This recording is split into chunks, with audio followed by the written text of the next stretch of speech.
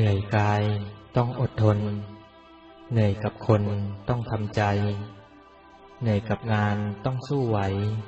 เหนื่อยหัวใจต้องปล่อยวางเสียใจในตอนที่ผิด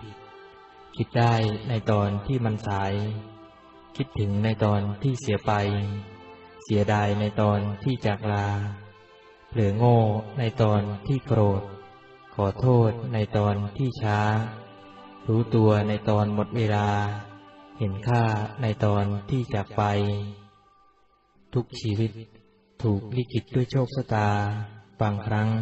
อาจล้มลงบ้างจนจมน้ำตาแต่คงไม่ยากเกินกว่าหัวใจที่ยังคงแกร่งกล้าจะพยายามก้าวผ่านปัญหามันไปไม่มีใครเกิดมาแล้วสมบูรณ์แบบทุกอย่างทุกคนต่างมีข้อบกพร่องของตัวเองตั้งแต่เกิดมาเราควรทำใจยอมรับข้อดีและข้อเสียของกันและกันดีกว่ามัวมองเห็นแต่ข้อเสียของคนอื่นเพื่อหยิบยกตัวเองขึ้นมาว่ามีข้อดีมากกว่าใครชีวิตคือข้อสอบคำตอบคือโชคชะตาศรัทธาคือแรงบันดาลใจจิตใจคือเครื่องนำทางทุกอย่างคือไม่แน่นอนไม่ว่าวันๆคุณจะเจอเรื่องร้ายอะไรมา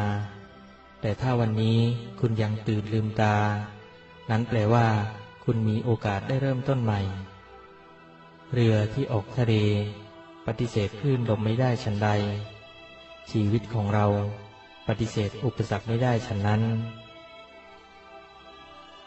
อดีตก็คือเรื่องเก่าอย่าเก็บมาเล่าอย่าเอามารื้อฟื้นปัจจุบันไม่ใช่วันอื่นอย่ามารื้อฟื้นมันทำให้ดีอนาคตเป็นของพรุ่งนี้ถ้าวันนี้ไม่ดีพรุ่งนี้จะดีได้อย่างไรอดีตอย่าเก็บมาใส่ใจอนาคตถัดไปอยู่ที่ตัวเราจงทำวันนี้ให้ดีที่สุดจะได้ไม่เสียใจหนีอะไรก็หนีไปวิ่งให้เร็วเข้าไว้อาจจะหนีพ้น